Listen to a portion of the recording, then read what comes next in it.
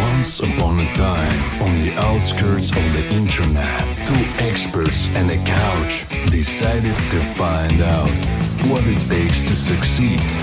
All they have, a lot of free time and absolutely no clue where to start. Starring Mike as Mr. Right, Ron as Mr. Wrong, Couch as the Couch. Hey, welcome back to Couch Podcast. Long time no see. In today's episode, we're gonna discuss what is an emergency fund, why do we need have one, how much should it be, how to start the fund, best places to keep it, and personal experience. Hey, what's up, everyone? We're back. We've been gone for not so long. Actually, we've been practicing all of the things that we're discussing on our podcast. And if this 10 person who are listening to us on a monthly basis are guessing where we've been, we can tell you. So we tried to make another strategy for our podcast. We made some researches about our future themes, subjects. So let's dive in. What's an emergency fund? Emergency fund actually is an amount of money that you will save in case of any unexpected expenses, like all of us were getting like sick sometimes. We need money for our medical checkups.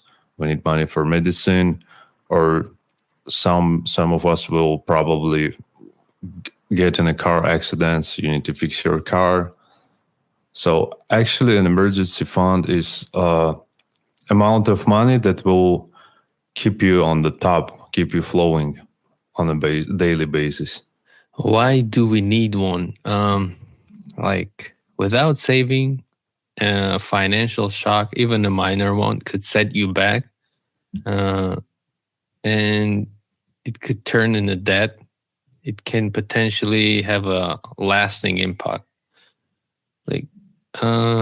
According to consumerfinance.gov, researchers suggest that individuals who struggle to recover from financial shock have a less savings to help protect against a future emergency. They might rely on the credit cards or loans, but it's even harder to pay that off. And they might also pull from other savings like retirement funds, which has a penalty and all the extra costs if you pull from retirement funds. So how much do we need in our emergency fund? The amount you need to have in an emergency savings fund depends on your situation. Think about the most common kind of unexpected expenses you had in the past and how much they cost. It may be like your medical bill for the last time you got sick. It may be some major car issues that you faced in the past. And actually, if you're having problem counting how much do you need in your emergency fund, there is a cool feature on this website called nerdwallet.com. The emergency fund calculator, which will help you to find out how much do you need to save it. And actually, a lot of people for their emergency funds, they're putting like 3 to 6 and up to maybe 1 year of their expenses. You should find what's your basic needs, and after that, how much you can put each month. And keep going. Okay. Now we know how much we need. Even if you live from paycheck to paycheck or don't get paid same amount each week or a month, putting any amount of money aside can feel difficult, but even a small amount can provide some financial security. How we can build it? How we can build our emergency fund? There are different strategies to get your savings started. These strategies cover a range of situations, including if you have a limited ability to save, or if your paycheck like tends to fluctuate. Maybe you get paid less previous months and get paid more next month, or maybe you get paid less next month. So it may be that you could use all of these strategies, but if you have a limited ability to save, managing your cash flow or putting away a portion of your tax refund are the easiest way to get started.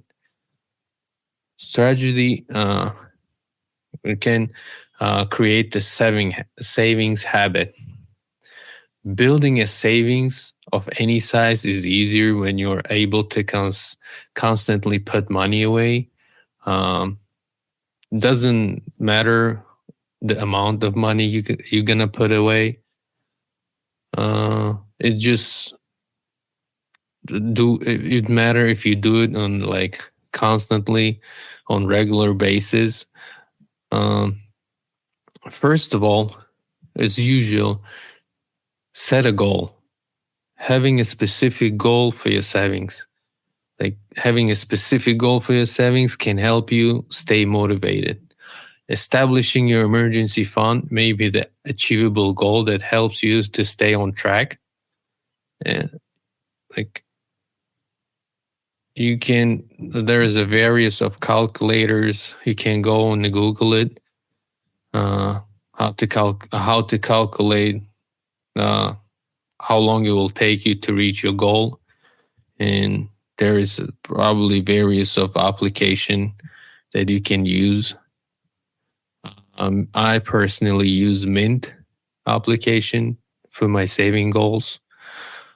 Creating a system for making consistent contribution.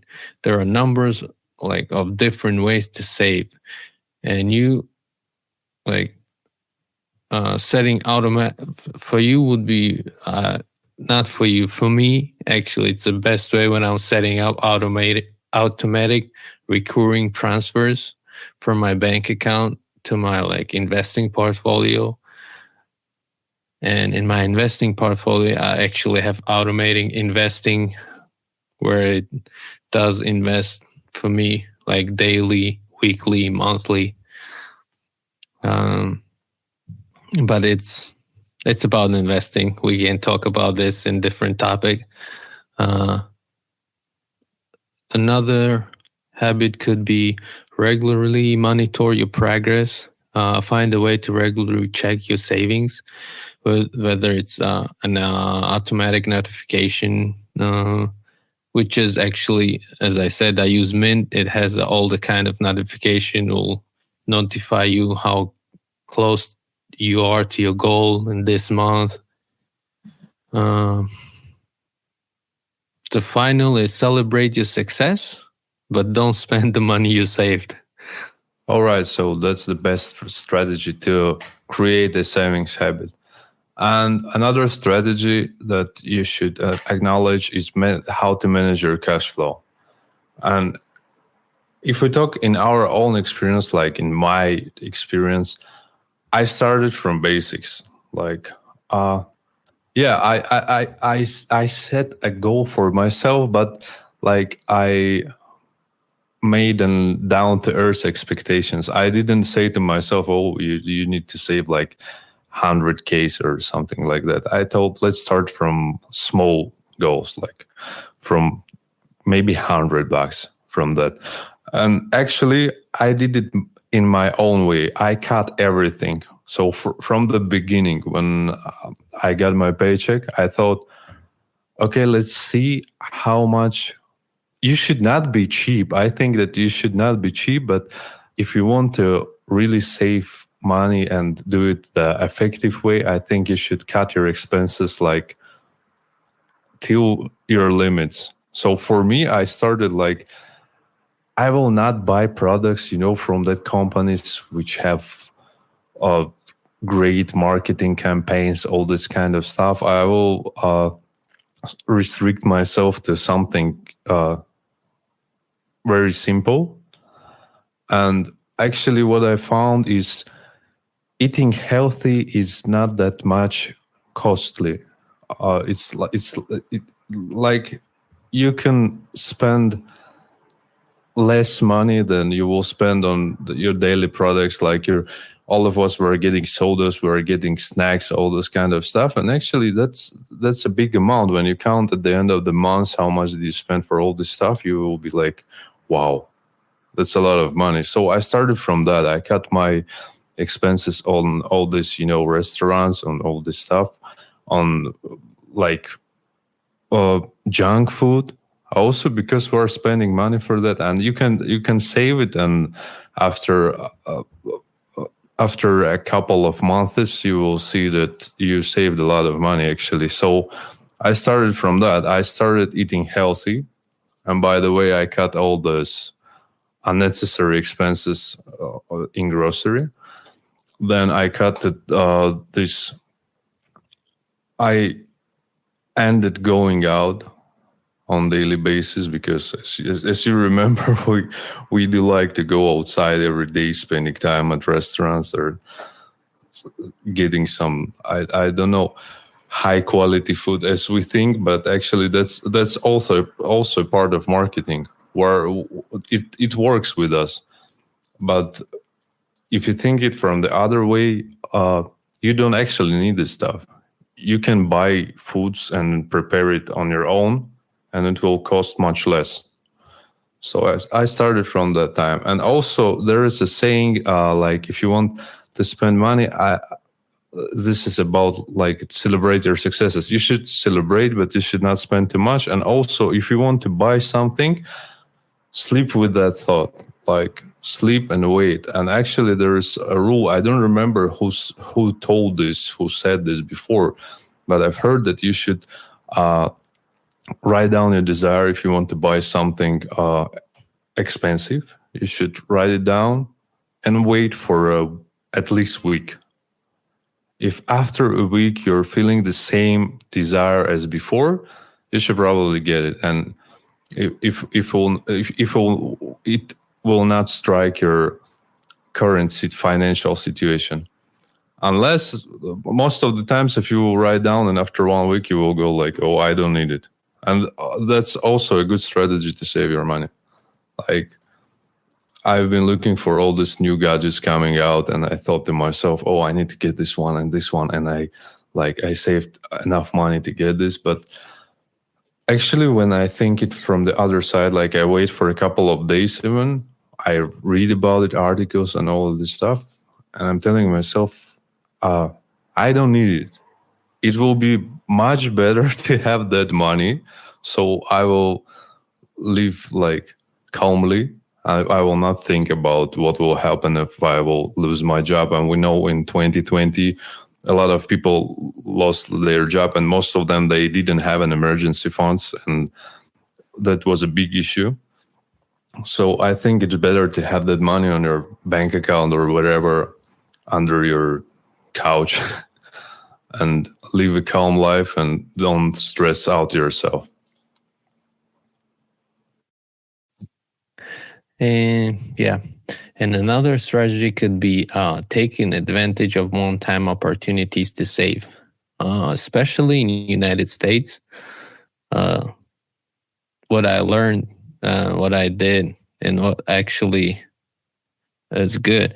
If I need to buy something, I actually, like Ron said, I will sleep on a thought, and then if I really need it, I would find a credit card that pays a bonus, that pays a good cash back, and I apply for a new credit card and I buy it with that credit card because that's the best. That sometimes they give you $200, $500 bonus, 5% cash back, 4%, 1.5%, 2%. It depends. It vary, but I found out that this is a really good way to save some money if you really need to buy something.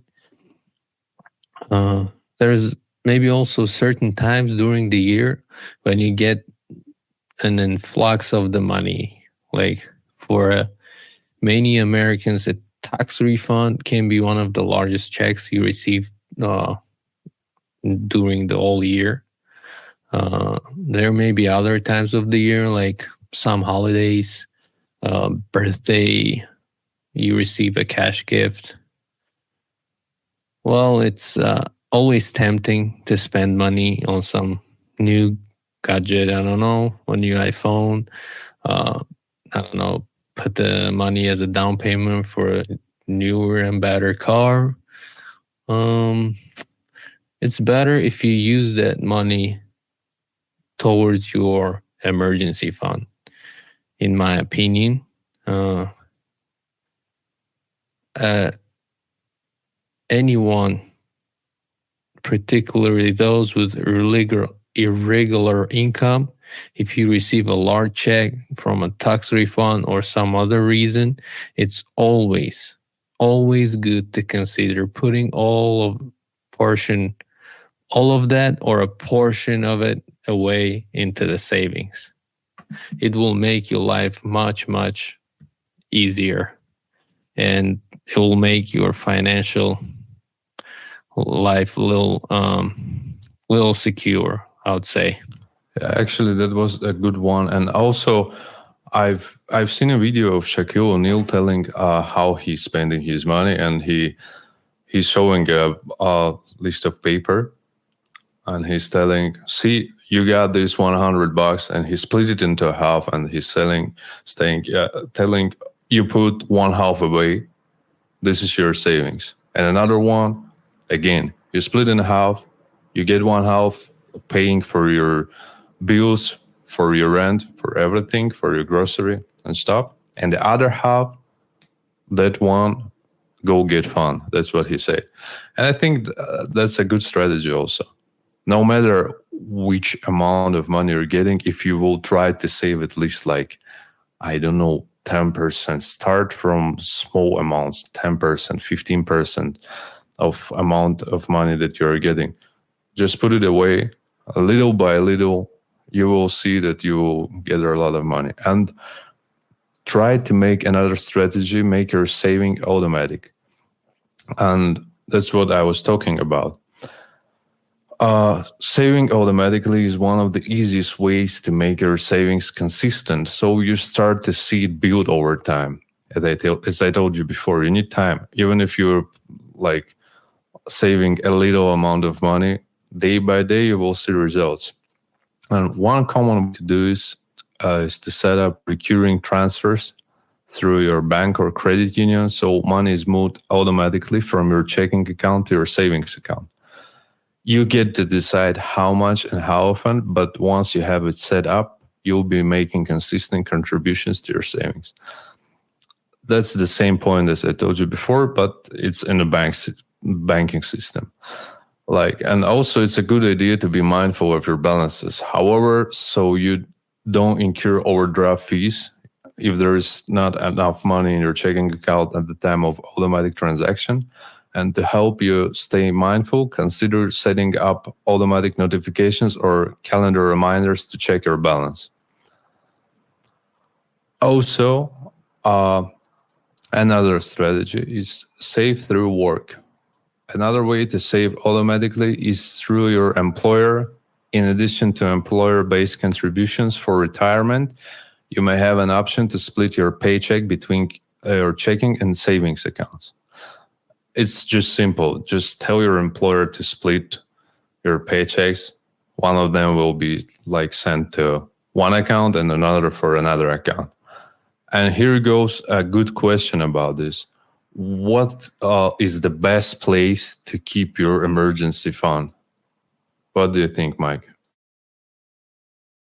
I think that could be several ways where you keep your money. As we know, cash is a king. But with today's inflation, it's very doubtly. But I still keep portion of my money in the cash, always a cash, because you never know. Any bank, like saving account, maybe open another checking account. Uh, I don't know, credit union account could work as well. In today's world, we have all kind of all kind of investment applications like Robinhood, M1, um, and all others. We can also keep money over there and saving, saving till saving to the point to our goal. For example, if you need to save 10,000 and that's your emergency fund, you can keep it over there.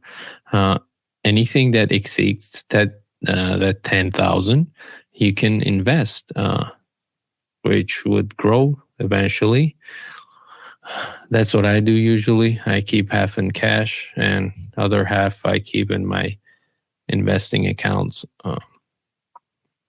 But like I said, that's investing. We can talk about later on different topics. But in my personal experience, that's what I do. I keep cash, and I keep another half in my investing accounts. I have a Robinhood, and I keep it there. Rarely, I don't keep much in my bank accounts. I keep as much as I need to cover my credit cards, and that's it.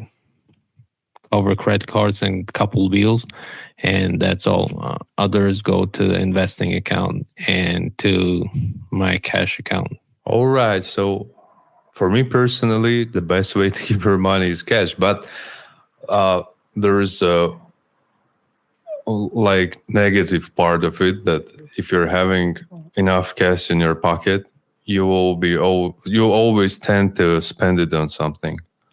Like this is the biggest problem. And important note, I just remembered that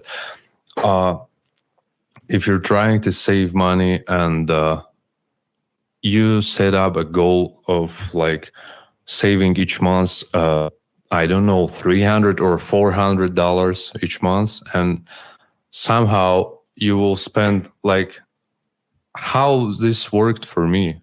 I wanted to save monthly like around $300. Let's start from this point.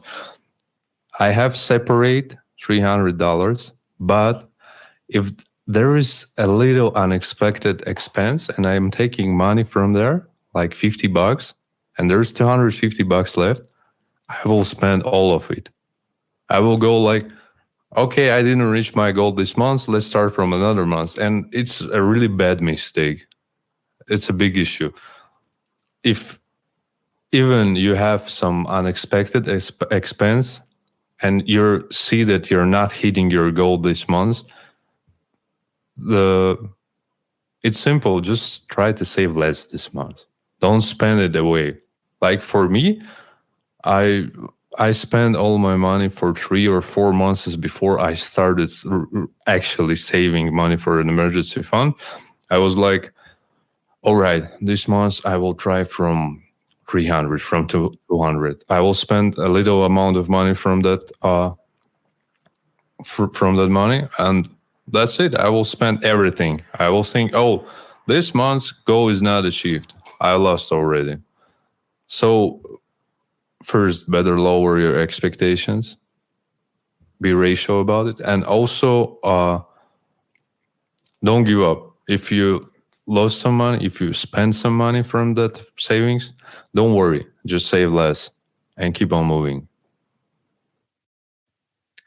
Yeah, and we talked about everything like how to save it and what's actually emergency fund, but we never talked about when should we use it. For that, you have to have like you have to set some guidelines for yourself on what constitutes an emergency or unplanned expenses. You're gonna use it. Not every unexpected expense is a emergency. Just have a clear guidelines.